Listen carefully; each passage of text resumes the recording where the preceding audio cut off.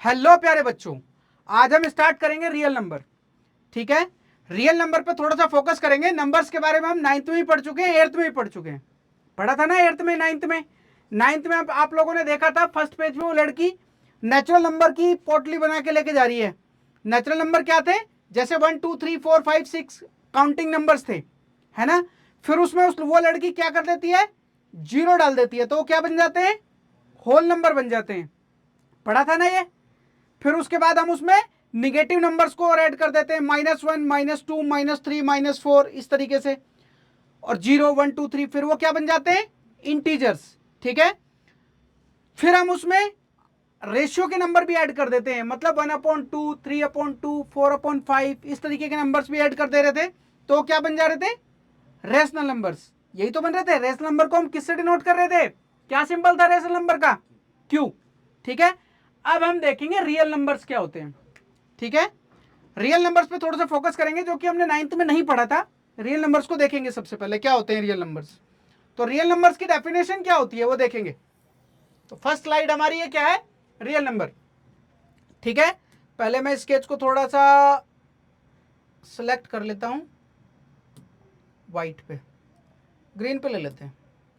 ठीक है, देखो रियल नंबर क्या होता है? रेशनल नंबर और इरेशनल नंबर का सम होता है।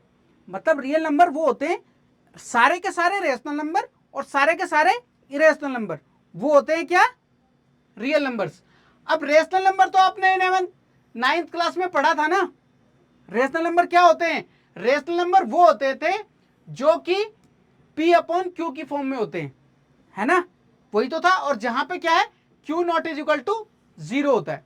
यही तो था रेशनल नंबर। जैसे कि एग्जांपल 1/2 3/4 इसी तरीके के तो रेशनल नंबर होते हैं। अच्छा, क्या 1 रेशनल नंबर होता है? यस, क्योंकि 1 को इसके नीचे डाल सकते हैं ना, इसे P/Q की फॉर्म में लिख सकते हैं। जिसको भी हम P/Q की फॉर्म में लिख सकते हैं वो रेशनल नंबर होते हैं। ठीक है, फिर हम देखते हैं इरेशनल नंबर क्या होते हैं, क्योंकि रियल नंबर दोनों का सम होता है, रेशनल नंबर और इरेशनल नंबर का। तो रेशनल नंबर तो हम 11th क्लास में पढ़ चुके थे, अब इरेशनल नंबर भी पढ़ चुके थे, लेकिन थोड़ा सा रिकॉल कर देते हैं। इरेशनल नंबर वो होते हैं, वो रियल नंबर होते हैं जो कि नहीं किए जा सकते P/Q की फॉर्म में। जैसे कि एग्जाम्पल देखते हैं, जैसे √2 पाई और ई के बारे में तो तुमने नया नया सुना होगा कि ई क्या होता है। ई एक्सपोनेंशियल नंबर होते हैं, वो तुम 11th क्लास में ठीक से पढ़ोगे, अभी उसको मैं एक्सप्लेन नहीं कर रहा हूं। ठीक है, जैसे √2 पाई, ये वाले नंबर्स कौन से होते हैं? जो रूट के होते हैं वो कौन से होते हैं? Irrational numbers. ठीक है, डेसिमल फॉर्म क्या होती है इनकी? Their decimal values are non terminating non repeating. बताया था ना मैंने, नॉन टर्मिनेटिंग और नॉन रिपीटिंग, ये नंबर्स क्या होते हैं हमारे? क्या होते हैं? Irrational numbers. ठीक है, वन लाइन डेफिनेशन, एक लाइन में अगर कोई इरेशनल नंबर की डेफिनेशन पूछे तो क्या बनेगी?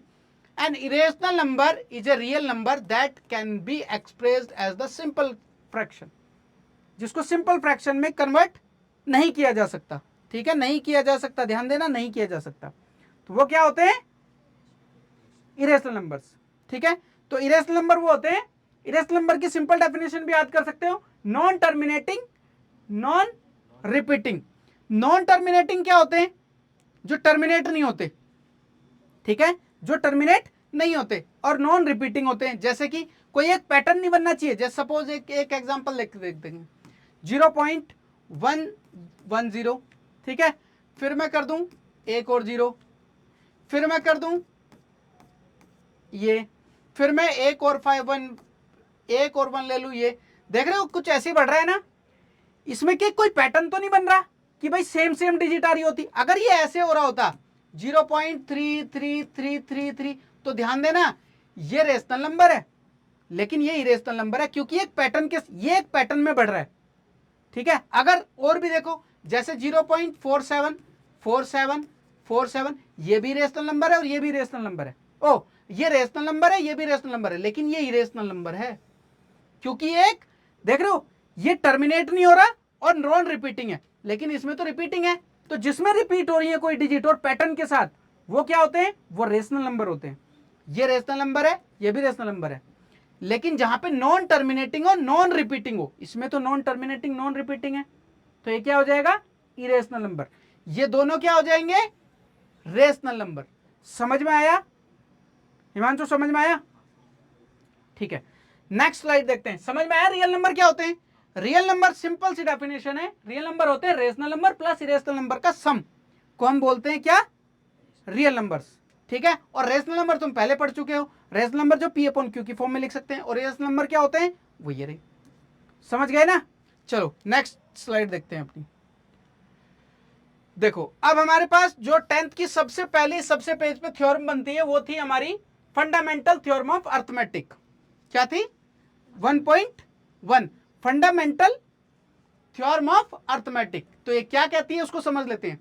Every composite number can be expressed factorized as a product of primes and this factorization is unique apart from the order in which the prime factor occurs। ठीक है, पहले ये डेफिनेशन क्या कहती है? ये इतनी तगड़ी अंग्रेजी लगी हुई है, समझ में तो वैसी नहीं आनी होगी। आई कुछ नहीं आई ना? अब समझ में आएगी। देखो ये थ्योरम कहती है कि हर एक नंबर, हर एक कंपोजिट नंबर, सबसे पहले तो ये पंगा पड़ गया कि कंपोजिट नंबर क्या होते हैं, यही नहीं समझ आया होगा ना? तो कंपोजिट नंबर को समझो। कंपोजिट नंबर वो होते हैं जिनके दो से ज्यादा फैक्टर होते हैं। कंपोजिट नंबर क्या होते हैं? जिनके दो से ज्यादा फैक्टर होते हैं। अब कैसे समझो जरा, पहले कंपोजिट नंबर को ही समझ लो फिर समझ में आता है। Composite number, composite number suppose 4 है एक, ठीक है, 4, 6, 8। अब देखते हैं इनके क्या दो से ज्यादा फैक्टर बनेंगे क्या, चेक करके देखते हैं। ठीक है, अब देखो 4 के फैक्टर क्या क्या बने? एक तो 1, एक 2 और एक खुद 4। दो से ज्यादा फैक्टर है ना इसके, तो 4 एक कंपोजिट नंबर है। इसी तरीके से अब 6 को करके देखो, 6 के फैक्टर करके देखो, 2, 3, 3, 1। तो 6 के फैक्टर क्या है? 1, 2, 3 और 6 आ रहे हैं ना? देखो 1 भी, 2 भी, 3 भी और 6 भी। तो ये भी एक कंपोजिट नंबर है। तो कंपोजिट नंबर वो होते हैं, ध्यान देना इस डेफिनेशन पे, ध्यान देना, एक आगे चीज बहुत अच्छी समझाने वाला हूं, बहुत अच्छा क्वेश्चन आएगा। कंपोजिट नंबर वो होते हैं जिनके दो से ज्यादा फैक्टर होते हैं। कंपोजिट नंबर क्या होते हैं? जिनके दो से ज्यादा फैक्टर होते हैं। ठीक है, 8 को भी इस तरीके से करके देख लेना, दो से ज्यादा फैक्टर आएंगे। ओके, अब तो कंपोजिट नंबर पता चला। हर एक कंपोजिट नंबर, इसका मतलब सिंपल सा यह है कि हर एक कंपोजिट नंबर के जो फैक्टर होते हैं वो प्राइम नंबर में आते हैं। हर एक कंपोजिट नंबर के जो प्राइम फैक्टराइजेशन होते हैं, वो ये थ्योरम ये कहती है कि उसका क्या आते हैं? फैक्टराइजेशन प्राइम नंबर में आते हैं। अब देखो जरा, अब ये कंपोजिट नंबर है कि नहीं है 6? अब तुम कहोगे कि क्या इसके फैक्टर प्राइम नंबर में आ रहे हैं? चेक करके देखते हैं। देखो इसके जो फैक्टर आ रहे हैं इसमें प्राइम नंबर है कि नहीं है? देखो ध्यान से देखो जरा, every composite number can be expressed as the product of prime. Prime prime देखो कंपोजिट नंबर है, इसको हम प्रोडक्ट कर सकते हैं किसमें? दो प्राइम नंबर्स में। कैसे? 2 into 3 है ना, कर सकते हैं ना। हर एक कंपोजिट नंबर को दो प्राइम नंबर में के उसमें वो कर सकते हैं उसमें, ठीक है, तोड़ सकते हैं उसको। ऐसे किसी भी कंपोजिट नंबर को चेक करोगे तो उसको किसमें फैक्टराइज किया जा सकता है? प्राइम नंबर्स में। ये थ्योरम हमें यही बताती है। समझ गए? ऑर्डर कुछ भी हो सकता है। अब जैसे कि ऑर्डर क्या, अब यहां पे यूनिक ऑर्डर का मतलब ये आया था, एक factorization is unique, factorization unique. इसमें देखो 6 का फैक्टर किए थे ना हमने। अभी देखो अभी क्या फैक्टर किए हैं हमें? 1, 2, 3, 6 ये भी किया है। अच्छा हम इसको ऐसे भी तो कर सकते थे, पहले 3 से कर लो, ठीक है, तो फिर 2 से कर लो। देखो अलग अलग तरीके से कर सकते हैं, तो अलग अलग तरीके से फैक्टर कर सकते हैं। ये यूनिक का मतलब यहां पे यही है। समझ गए? अगला आगे चेक करते हैं, चलो अगली स्लाइड देखेंगे। वो समझ में आया? देखो find the LCM and HCF of 6 and 20 by prime factorization. Prime factorization, अब एक क्वेश्चन था मेरे दिमाग में कि क्या 1 अच्छा प्राइम नंबर क्या होते हैं पहले बताओ? प्राइम नंबर क्या होते हैं? 2, 3, 5, 7। जो सिर्फ प्राइम नंबर वो होते हैं जिनके दो फैक्टर होते हैं, एक तो 1 और एक वो खुद, है ना? यही तो होते हैं प्राइम नंबर, अपनी टेबल में आते हैं वो। जैसे इसके फैक्टर करके देखोगे दो के, तो इसके दो ही फैक्टर बन रहे हैं, 1 और 2। इसी तरीके से 3 के फैक्टर क्या बन रहे हैं, सिर्फ दो ही फैक्टर बन रहे हैं, एक तो 1 और एक 2। 7 के भी करके देख लो, किसी भी प्राइम नंबर, अगर किसी नंबर के दो ही फैक्टर हैं, या तो वो खुद और एक 1, तो वो क्या नंबर हो जाएगा, प्राइम नंबर हो जाएगा। लेकिन अगर दो से ज्यादा फैक्टर हैं तो कंपोजिट नंबर हो जाएगा। ध्यान रखना, डेफिनेशन समझ में आई। कंपोजिट नंबर के फैक्टर क्या होते हैं, दो से ज्यादा फैक्टर होते हैं, और प्राइम नंबर के सिर्फ दो फैक्टर होते हैं, एक तो 1 और एक वो खुद। ठीक है, अब देखो, क्या 1 प्राइम नंबर होता है, क्या 1 प्राइम नंबर होता है, नहीं, 1 तो प्राइम नंबर नहीं है, यहां तो नहीं डाला मैंने, ना कंपोजिट नंबर होता 1, है ना।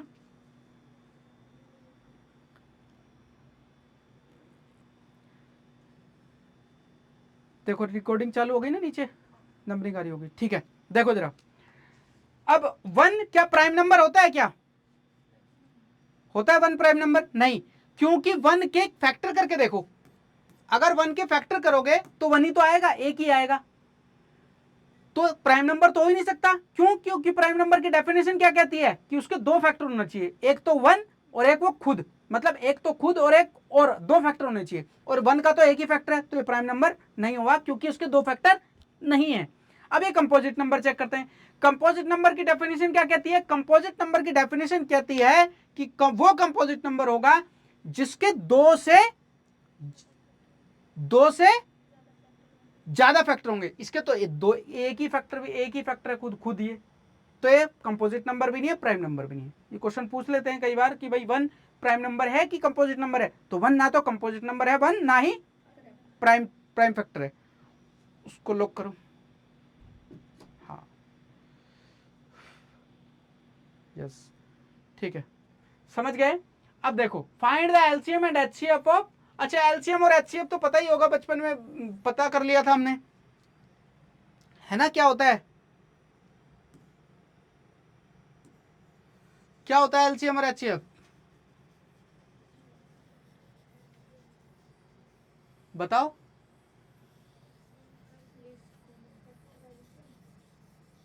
है लीस्ट कॉमन फैक्टर, सीधी सी बात है, इसके 6 के फैक्टर कर लो,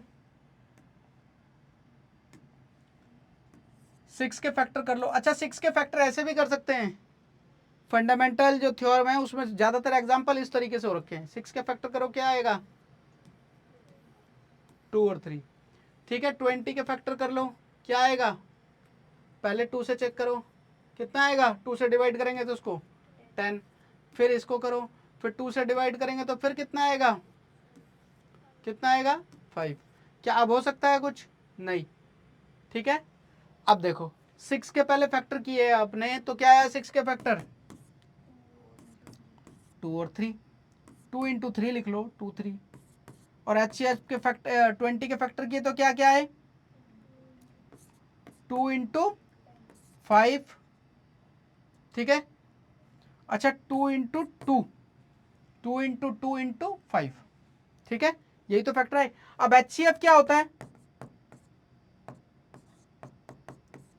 हाईएस्ट कॉमन फैक्टर, जो सबसे बड़ा कॉमन फैक्टर है। बताओ, सबसे बड़ा कॉमन फैक्टर तो 2 है इसमें, ठीक है, जो कॉमन आ रहा है 2 है। अब एलसीएम लिखो इसका, एलसीएम कैसे लिखेंगे, लीस्ट कॉमन मल्टीपल। वो क्या होता है, सबसे जो पहले जो एचसीएफ आया वो लिखो, 2 लिख दिया, फिर जो फर्स्ट का बचा वो लिखो, फर्स्ट में क्या बचा था हमारा 3, फिर जो सेकंड के बचे वो लिख लो, यानी कि 2 इंटू 5, तो कितना हो जाएगा ये 60 हो गया क्या, 60, समझ गए। ठीक है, इसकी एक शॉर्ट ट्रिक भी है, शॉर्ट ट्रिक देख लो जरा। जो बड़ा नंबर है दोनों में से, बड़ा नंबर कौन सा है, 20। 20 को 20 का टेबल पढ़ो, क्या 20 की टेबल में और 6 की टेबल में 20 आता है, नहीं आता। 20 का फिर आगे टेबल पढ़ो, 22 जा 40, क्या 40 6 की टेबल में आता है, नहीं। फिर 20 का आगे टेबल पढ़ो, 23 जा 60, क्या 60 6 की टेबल में आता है, यस, तो 60 एलसीएम हो गया। ये भी एक इसका वो है शॉर्टकट, समझ गए? ये क्वेश्चन समझ में आया? तो ऐसे HCF और ऐसे LCM लेंगे इसका। अगला क्वेश्चन है हमारा, find the HCF and LCM of prime factorization. देखो प्राइम फैक्टराइजेशन का मतलब प्राइम नंबर ही आएंगे फैक्टराइजेशन में। फाइंड देयर LCM, ठीक है, HCF निकालना है by prime factorization method, hence find the LCM। निकाल लोगे इसको? कर लोगे? ठीक है, खुद करके मुझे बताना जरा। अगला, find the LCM, HCF and LCM of prime factorization. तो कैसे करेंगे देखो जरा, पहले 6 के फैक्टर कर लो, एक एक के कर लो, ऐसे भी कर सकते हैं वैसे भी कर सकते हैं, ठीक है। 72 के फैक्टर करो, कितना आएगा बोलो?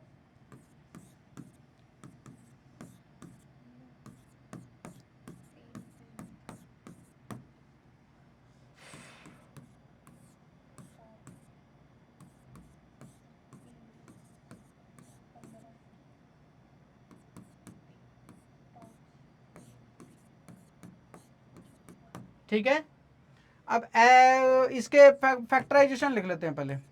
2 इंटू 3 हो गया, 72 के क्या है फैक्टर बोलो? 2 इंटू 2 इंटू 2 इंटू 3 इंटू 3। अब इसके फैक्टराइजेशन लिख लो, फैक्टर लिख लो सारे प्राइम फैक्टर। देखो 2 इंटू, ओहो कितना था, 2 इंटू 2 इंटू 3 इंटू 5। अब देखो, तो सबसे पहले क्या लिखेंगे हम? HCF लिख लेते हैं। HCF क्या होगा बताओ? जो सब में कॉमन आ रहा होगा, देख रहे हो 2 कॉमन आ रहा है और 3 कॉमन आ रहा है सब में, तो यानी कि 2 इंटू 3 6 HCF हो गया। अब LCM बताओ जरा क्या आएगा? LCM पहले तो जो HCF है वही लिखो, ठीक है, 2 इंटू 3। अब जो फर्स्ट का बचा वो लिखो, फर्स्ट में तो कुछ नहीं बचा। जो सेकंड में बचा वो लिखो, सेकंड में क्या क्या बचा? एक तो ये बचे हुए हैं और ये बचे हुए हैं, यानी कि 2 इंटू 2 इंटू 2 इंटू 3। अब थर्ड का जो बचा वो लिखो, 2 इंटू 2 इंटू 5, 2 इंटू 2 इंटू 5। इन सब का मल्टीप्लाई कर दो और मुझे आंसर यहाँ पे लिख के बता दो। समझ गए? कर लोगे इसको? कोई दिक्कत? ठीक है,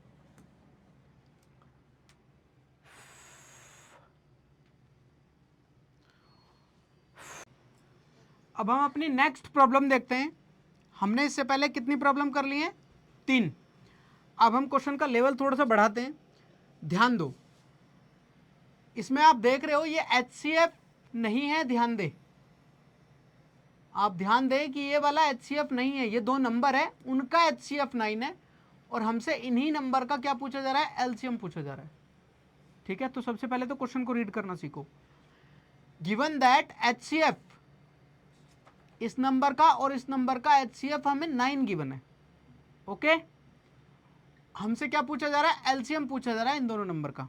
बिल्कुल, देखो इसके कई तरीके हैं करने के। तो सबसे पहले सबसे इजी तरीका मैं बता देता हूँ वो कैसे करते हैं। इसका एक फॉर्मूला होता है, जो सबसे पहला नंबर है उसको PX मान लो, दूसरे को QX मान लो, ठीक है। पहले को PX मान लो,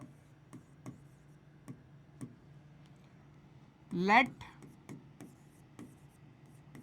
PX 360 एंड QX क्या हो जाएगा हमारा? 657, ओके। तो एक फॉर्मूला होता है, ध्यान दें, PX multiply QX equal to LCM multiply HCF, ठीक है।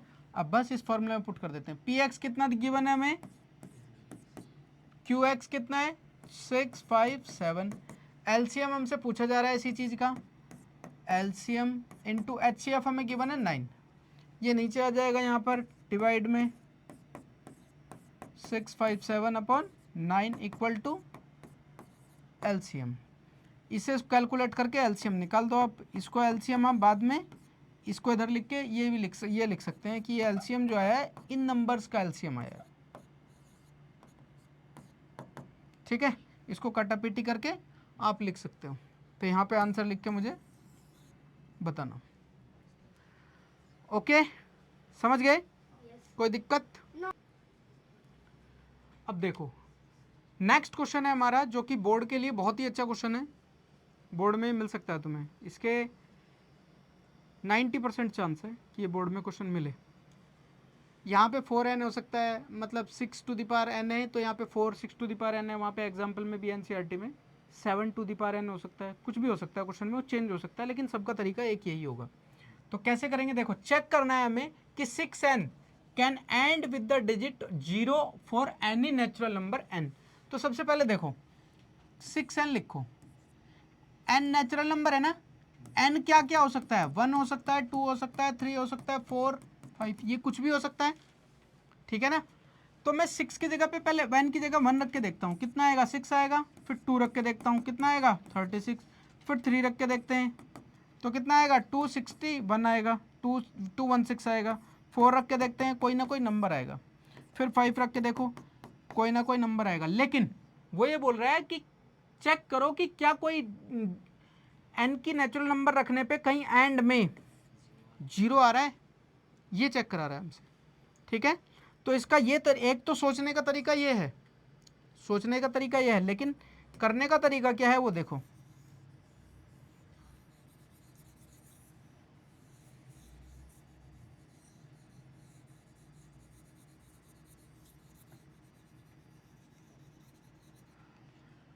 सिक्स एन है हमारा, देखो if 6n can end with the digit 0 for any natural number, natural number it, अगर इसको 6n को एंड में 0 आना है तो क्या होना चाहिए, इसको डिविजिबल होना पड़ेगा 5 से या 10 से, इसको डिविजिबल होना पड़ेगा, then it would be divisible by 5, it would be divisible by 5, यानी कि इसके फैक्टराइजेशन में 5 आना चाहिए तभी तो ये डिविजिबल होगा। अब चेक करके देखते हैं, 6n है, इसके फैक्टर करो, 2 into 3 to the power n आ गया, क्या यहाँ पे 5 आ रहा है इसके फैक्टराइजेशन में, कहीं नहीं आ रहा, तो इसका मतलब ये हुआ कि ये तो आ नहीं रहा है। But the prime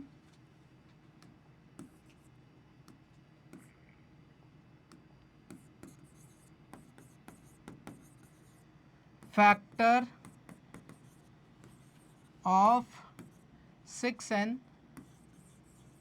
R 2 and 3, ठीक है, 2 and 3, there is no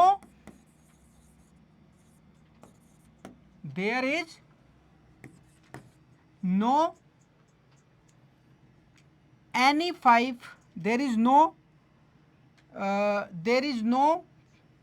5 in the prime factor in the factor of 6n, ठीक है, 6n इसमें तो फैक्टर नहीं है, तो देर इज नो, कोई डिजिट नहीं होगी, देर इज नो, अब यहां पे लिख देंगे देर इज नो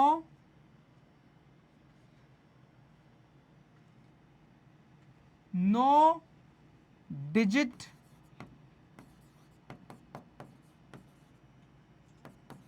which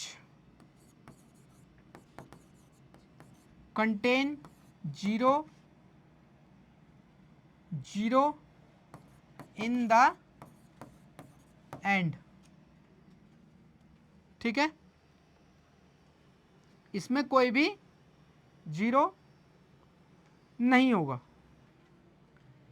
ये आंसर हो गया हमारा जो हमें समझ आता है, लेकिन हमें इसे फंडामेंटल थ्योरम ऑफ अर्थमेटिक, वो उसके हिसाब से भी हम इसका सॉल्यूशन लिख सकते हैं। बीच में यहाँ पे हम लिख सकते हैं, यहाँ पे क्या लिखेंगे, यहाँ पे एक लाइन और लिखेंगे, क्या, so the uniqueness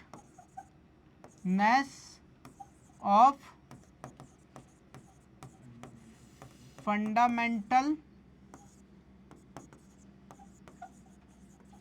theorem of arithmetic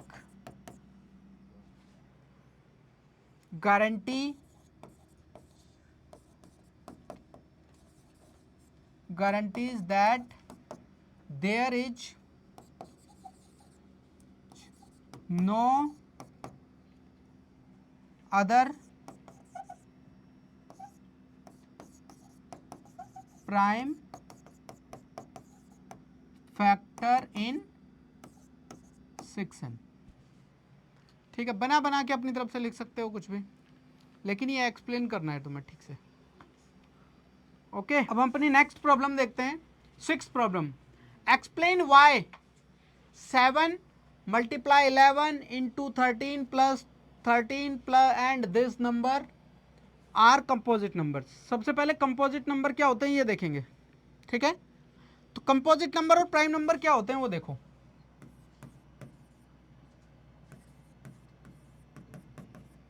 composite number,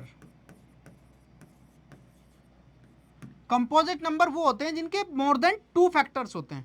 composite number क्या होते हैं, जिनके मोर देन 2 फैक्टर्स होते हैं। जैसे कि 4 को फैक्टर करके देखो,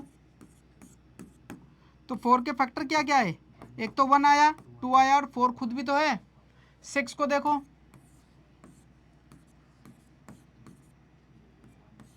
6 के फैक्टर क्या क्या है, 1 2 3 और 6। देखो 2 से ज़्यादा फैक्टर है 6 के, और 4 के भी 2 से ज़्यादा फैक्टर है, ठीक है ना। अब देखो प्राइम नंबर क्या होते हैं, पहले प्राइम नंबर भी सीख लो पहले एक बार। प्राइम नंबर जैसे कि 2 है, कौन कौन से होते हैं प्राइम नंबर, जो सिर्फ अपनी टेबल में आते हैं और किसी की टेबल में वो नहीं आते। 9 नहीं होता, ध्यान रखना, 13 होता है एंड सो ऑन, ठीक है। अब 2 के फैक्टर करके देखो, 2 के फैक्टर कितने आए, 2 एंड 1, ऐसे भी करके लिख सकते हैं। 3 के फैक्टर करके देखो,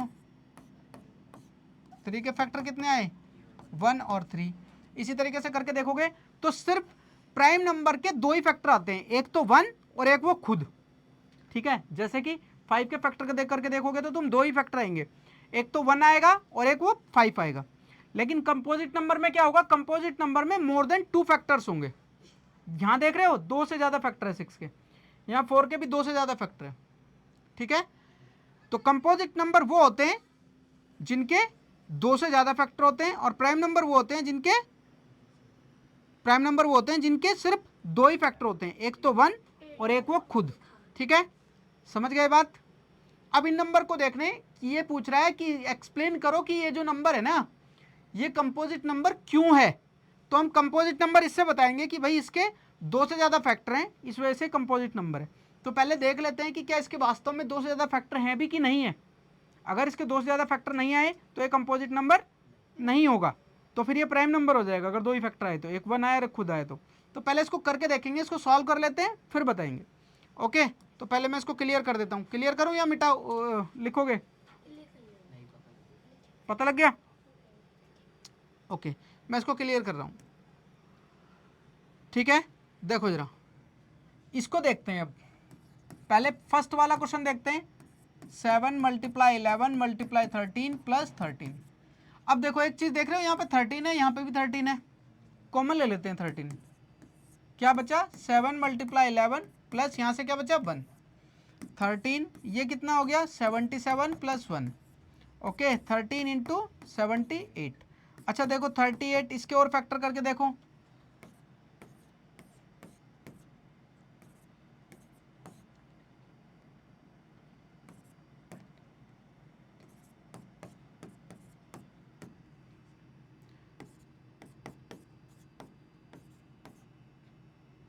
थर्टीन है ना।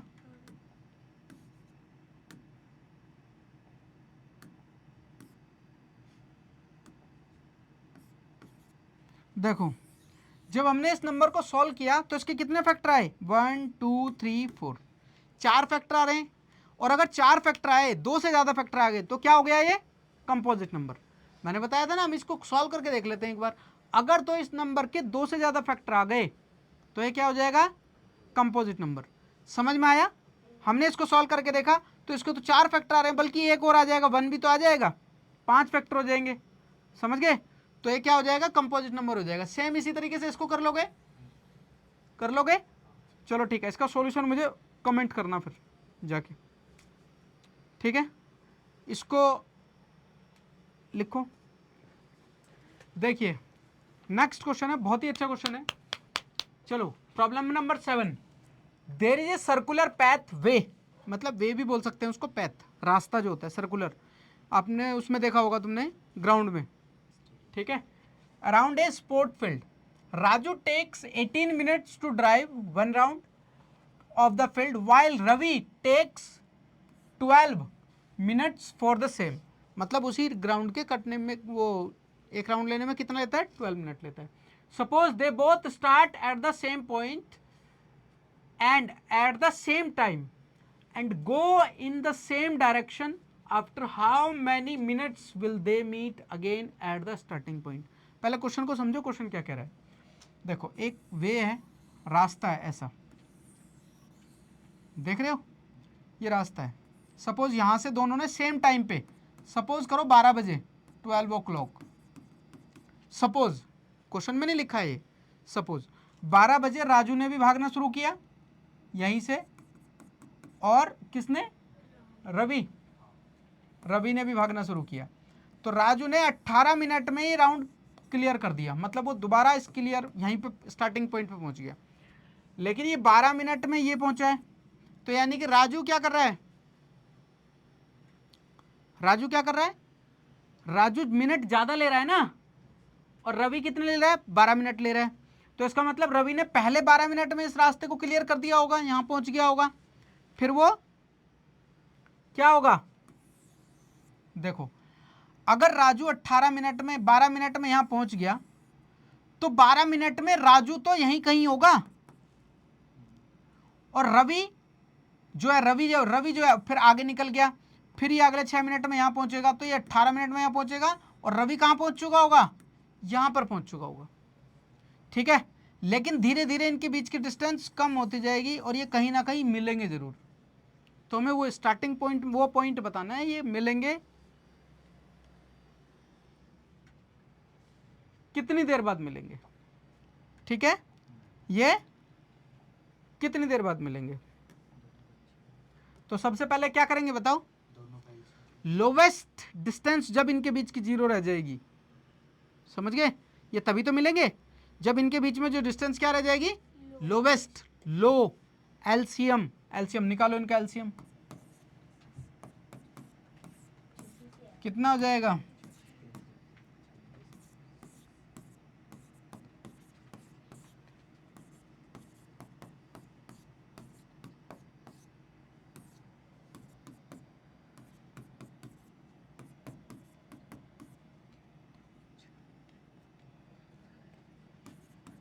छत्तीस मिनट बाद ये एक दूसरे को मिल जाएंगे, ठीक है? और 36 मिनट में राजू तो कितने राउंड ले चुका होगा उसके, 2, और ये कितने राउंड ले चुका होगा, 3, है ना? रवि 3 राउंड ले चुका होगा उसके, है ना? अगर ये सर्कुलर पैथ है तो 36 मिनट में राजू तो 2 राउंड लेके यहाँ पे आ चुका होगा, है ना? और ये तीसरे राउंड में अपने स्टार्टिंग पॉइंट पे वहीं पे मिल जाएंगे। समझ गए? क्वेश्चन समझ में आया? चलो लिखो इसको। चलिए बच्चों, अब हम अपनी नेक्स्ट प्रॉब्लम देखने से पहले एक थ्योरम देखेंगे, उस थ्योरम को समझना जरूरी है, ठीक है? कुछ कॉन्सेप्ट क्लियर करना जरूरी है आगे क्वेश्चन करने से पहले। सबसे पहले 1.2 थ्योरम, ये वाली थ्योरम को देखेंगे हम।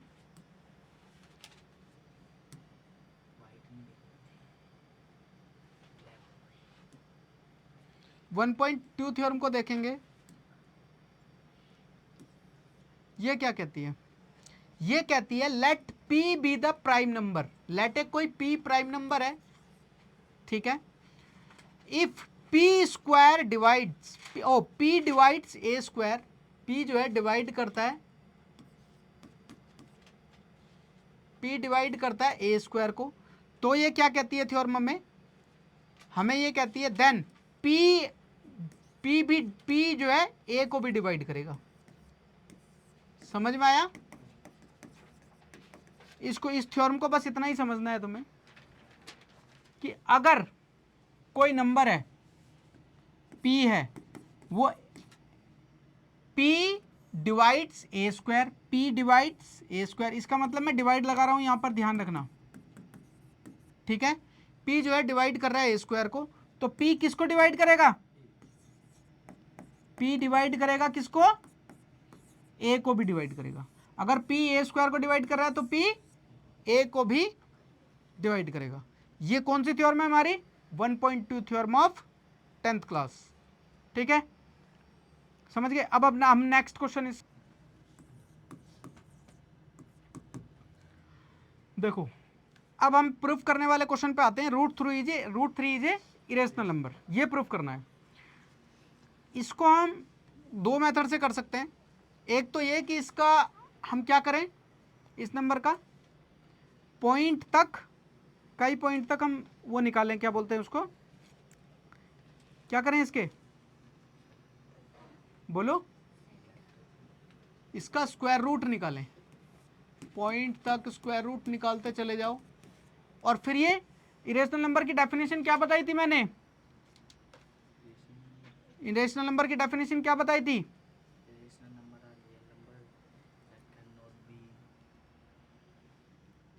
वन लाइन डेफिनेशन क्या बताई थी, one line definition, non repeating non terminating.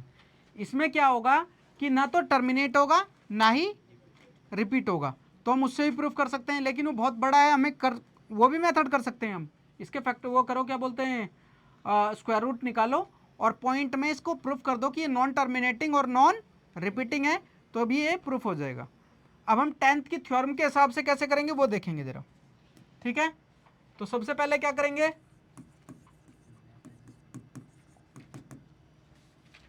Assume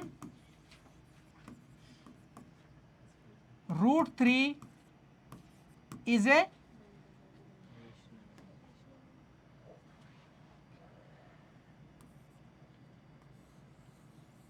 assume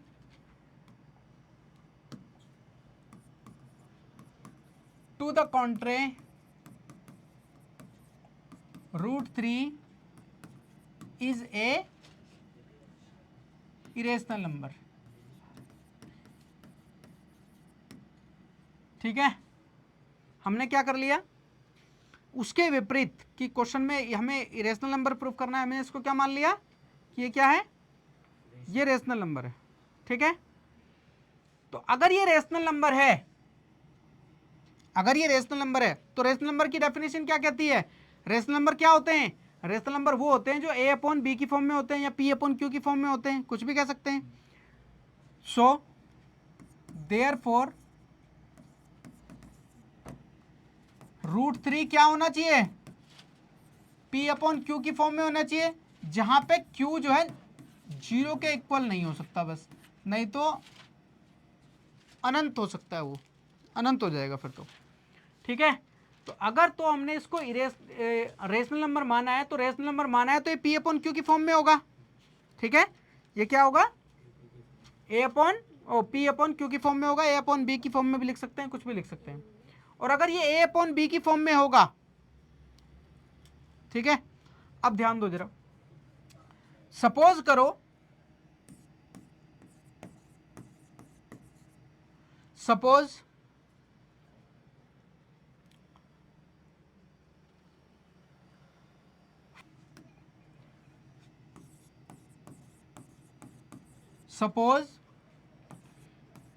P and Q have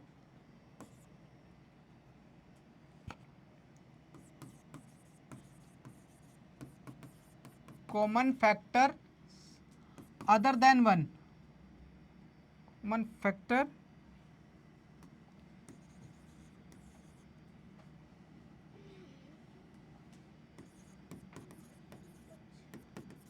other than 1, एक से ज़्यादा कॉमन फैक्टर होंगे इसके, ठीक है, समझे कि नहीं, और वो इसको डिवाइड कर देगा, वो इन दोनों को डिवाइड कर देगा।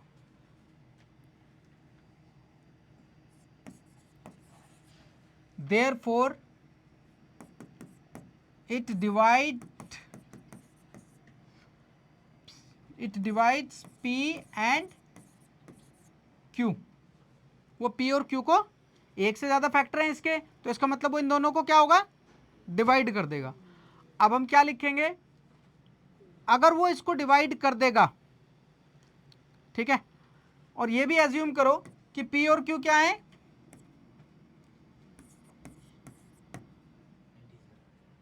नहीं, P and Q आर को प्राइम, क्या, को प्राइम।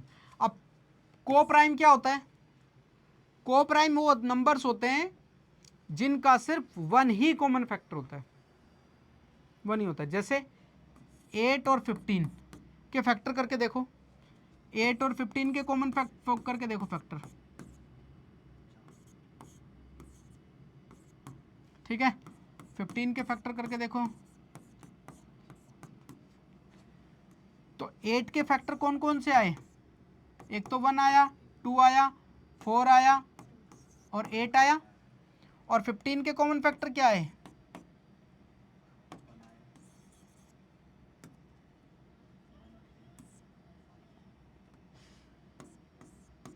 15 के कॉमन फैक्टर क्या है, ओ फैक्टर 1, 3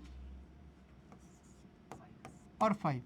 देखो इन दोनों में कॉमन फैक्टर तुम्हें दिखाई दे रहा है 1 है केवल, तो इसका मतलब 8 और 5 15 क्या होंगे, को प्राइम। को प्राइम नंबर वो नंबर्स होते हैं, वो पेयर्स होते हैं जिनका कॉमन फैक्टर क्या होता है, ओनली 1 होता है, ठीक है। जैसे कोई और नंबर सोच लो, कोई भी 7 और 8, 8 क्या 8 और 10 हो सकते हैं, 8 और 18 हो सकते हैं, नहीं, चेक करके देखो 8 के फैक्टर क्या आ गए, 8 के फैक्टर तो तुम कर चुके हो, लेकिन 18 के फैक्टर करके देखो जरा,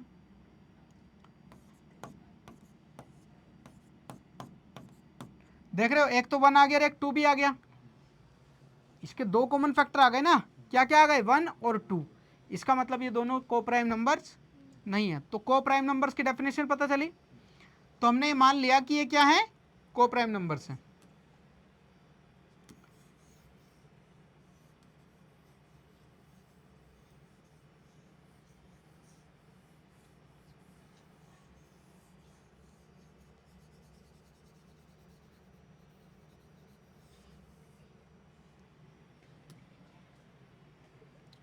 ओके, अब ये को प्राइम नंबर्स है, तो देखते हैं क्या होता है इनका, क्रॉस मल्टीप्लाई करके इस इक्वेशन को देखते हैं, इक्वल टू पी हो गया, ठीक है।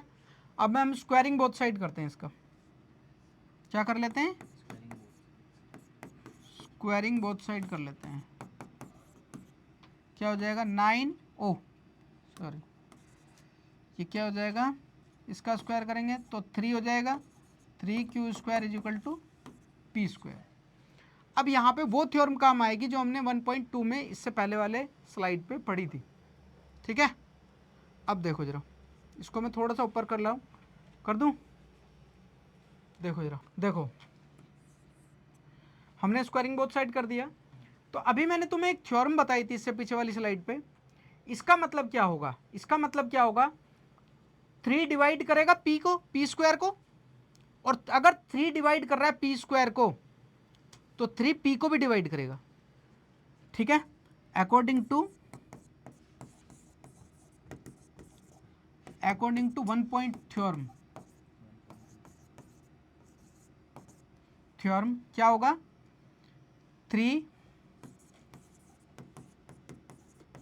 Divides p square and also p, 3 divide करेगा p स्क्वायर को भी, p को भी, अगर 3 इसके नीचे लेके चले जाएंगे तो p स्क्वायर को डिवाइड करेगा वो भी उसको डिवाइड करेगा। और अगर 3 डिवाइड करेगा पी स्क्वायर को, ठीक है, 3 डिवाइड करेगा उसको, तो हम कह सकते हैं कि जो पी होगा वो क्या होगा, 3 का कोई मल्टीपल होगा ना, किसी भी इंटीजर का कोई मल्टीपल होगा वहां पर। इसको मैं क्या ले लूं, आर ले लेते हैं चलो। तो पी क्या हो जाएगा, 3r हो जाएगा। तो अब देखो, तो p की वैल्यू यहां पे सब्स्टिट्यूट कर देते हैं, 3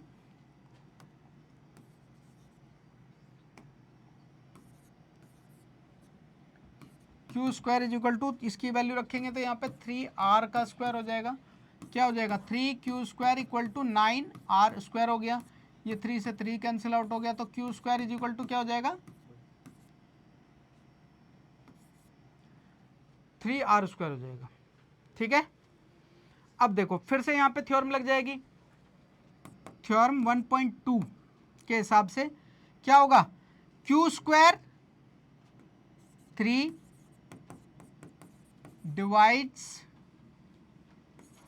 q स्क्वायर आल्सो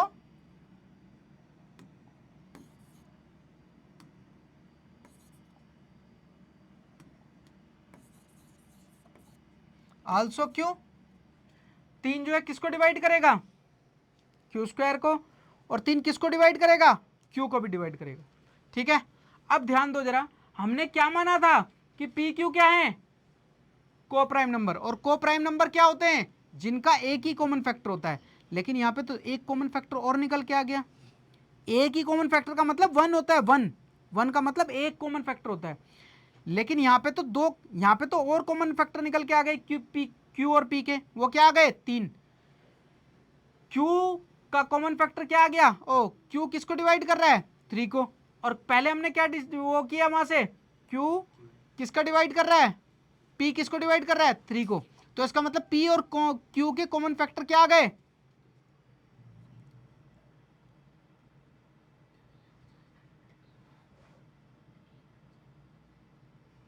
तो हम क्या कह सकते हैं, so P and Q have 3 common factors, 3 उनका एक कॉमन फैक्टर है। सो जो हमारी एजम्पशन थी, so our assumption that P and Q are co-prime,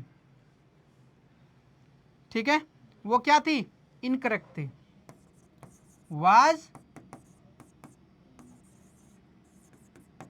incorrect. समझ गए, वो क्या थी हमारी, इनकरेक्ट थी, गलत थी, वो एजम्पशन हमारी फॉल्स थी, वो हमारी एजम्पशन गलत थी।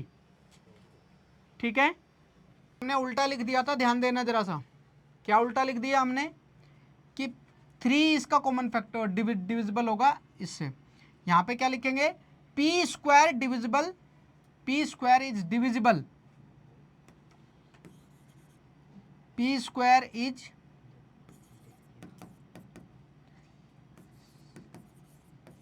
Divisible by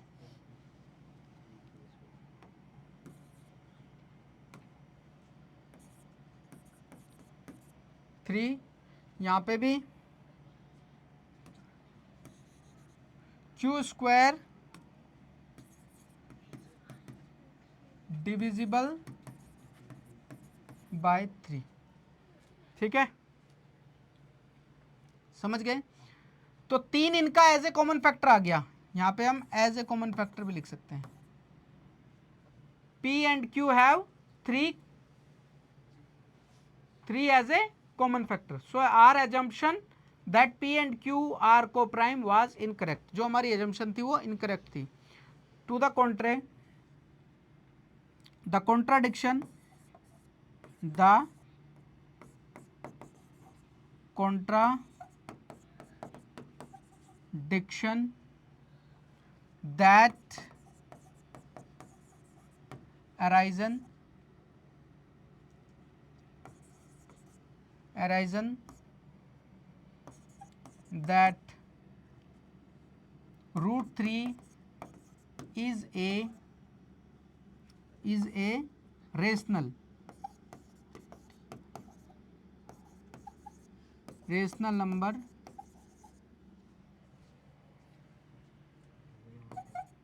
is incorrect.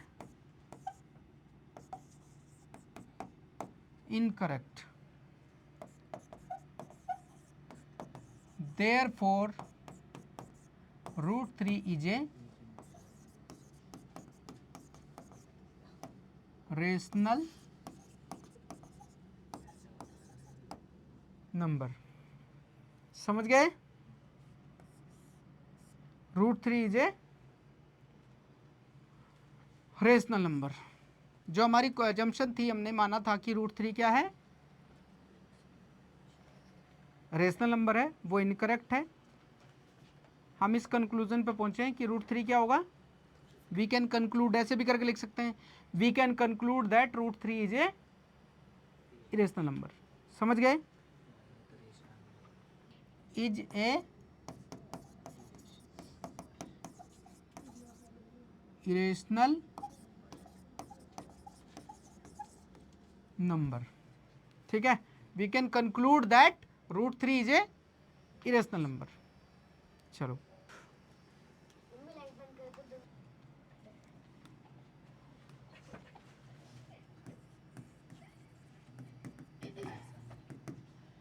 Same हम इसको भी मान लेते हैं. एज्यूम 3 + 2 रूट 5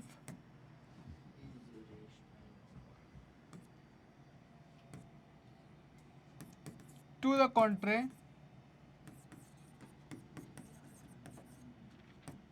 इज क्या, रेशनल नंबर.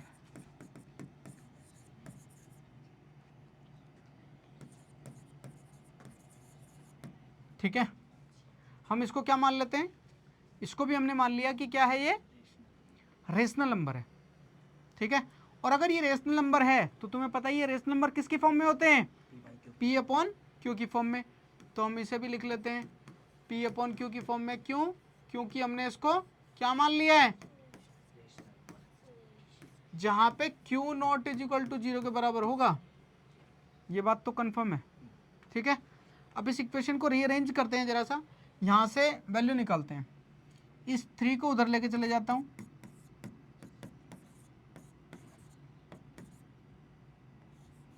ठीक है, और 2 यहीं रहेगा. इसका एलसीएम ले लेते हैं यहाँ से.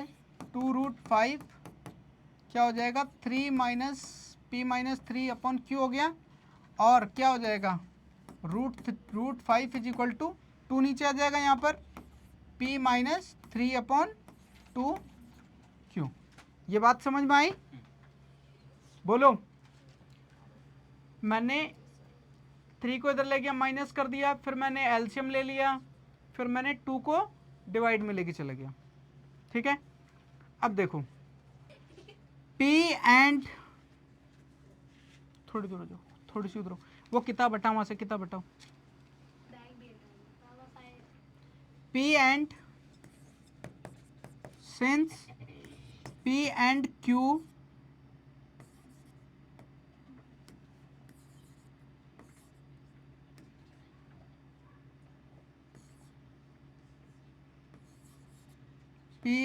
Q आर द क्या है, इंटीजर्स. इंटीजर्स हैं, और अगर इंटीजर के साथ हम कोई डिजिट घटाएं या डिवाइड करें तो क्या आता है, वो हो जाता है रेशनल नंबर. क्या हो जाता है, रेशनल नंबर. इंटीजर्स हैं तो क्या हो जाएगा, P - 3/2Q is a rational number हो जाएगा, रेशनल हो जाएगा. और अगर ये रेशनल है, इसके इक्वल टू में जो होगा वो भी रेशनल होगा. अगर कोई रेशनल है और इक्वल टू का निशान लगा है तो वो भी तो रेशनल नंबर होगा. तो इसका मतलब so root 5 is a rational number, is a rational number. But क्या रूट 5 रेशनल नंबर है? ये तो रेशनल नंबर है। अगर ये रेशनल नंबर है तो इसके बगल में भी रेशनल नंबर है, लेकिन क्या रूट 5 रेशनल नंबर है? नहीं, रूट 5 क्या है? Rational number. But the this contradicts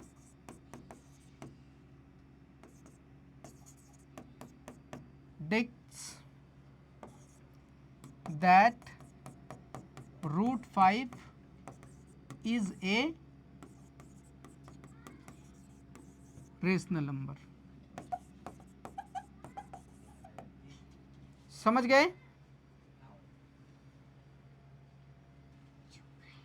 but this contradiction, this जो कॉन्ट्राडिक्शन है, this contradiction has arisen because of our incorrect assumption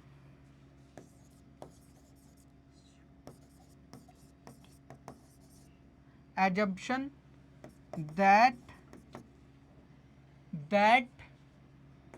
3 plus 2 root 5 is a rational number. So we can conclude that 3 plus 2 5 is a irrational। समझ गए? बस ये line लिखनी थी आपको कि ये रेशनल नंबर है। प्रूव करो कि ये क्या है? इरेशनल नंबर है। सेम हम वही करेंगे। देखो इसको कैसे करते हैं वो देखो, 1/√3 है, इसको हम क्या मान लेंगे? सबसे पहले इसे क्या मान लेंगे?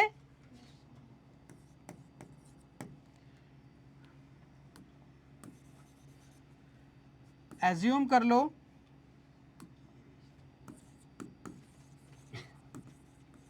assume to the contrary, to the contrary 1/√3 क्या है? इरेशनल है। ओ रेशनल है।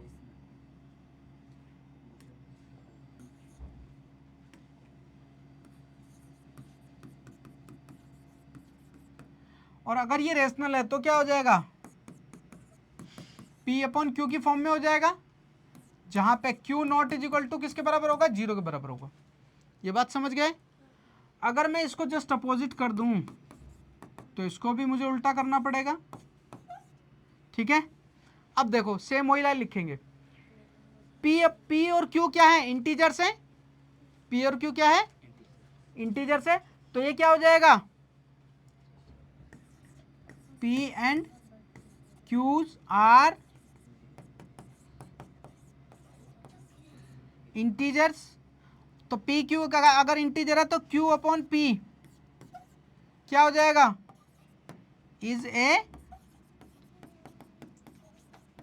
रेशनल हो जाएगा P/Q और Q/P। अगर P/Q हो जाएगा तो ये भी क्या हो जाएगा? Rational. And √3 is also rational. लेकिन √3 क्या रेशनल नंबर है? √3 रेशनल नंबर है? नहीं। But this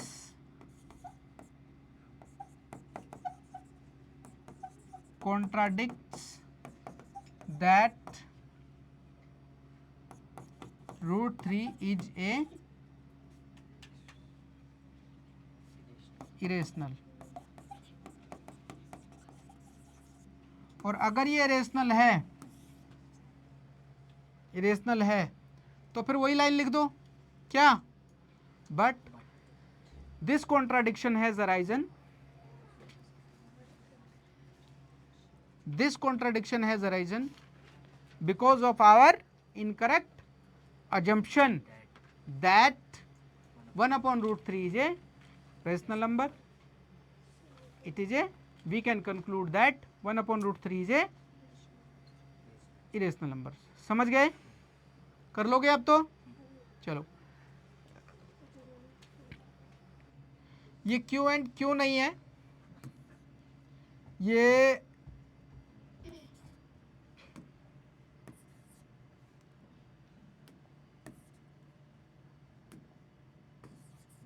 Q and P है। चुप हो जाओ, शांत हो जाओ बेटा।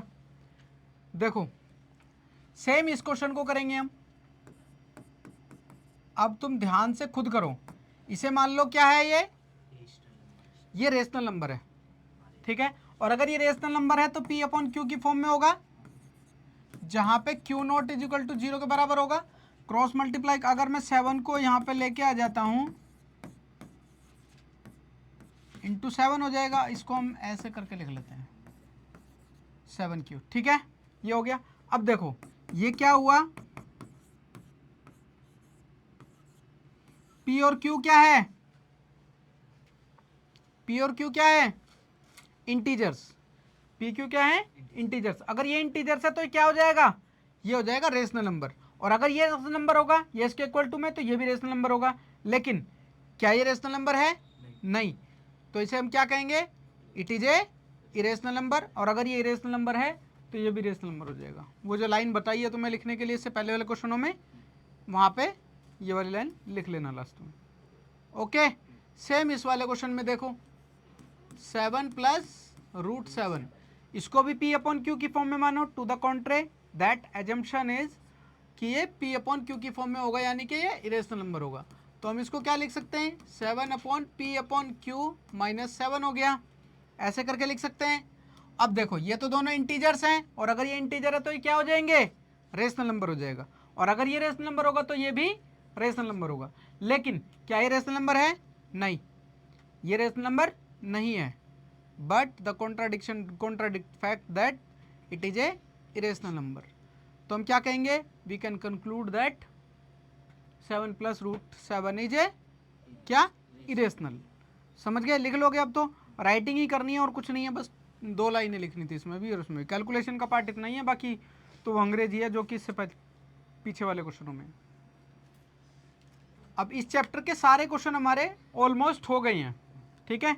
थोड़ी बहुत तुम भी प्रैक्टिस करना, ये पूरा चैप्टर फिनिश हो जाता है, ठीक है। इसमें से बस इसी टाइप के क्वेश्चन बनते हैं।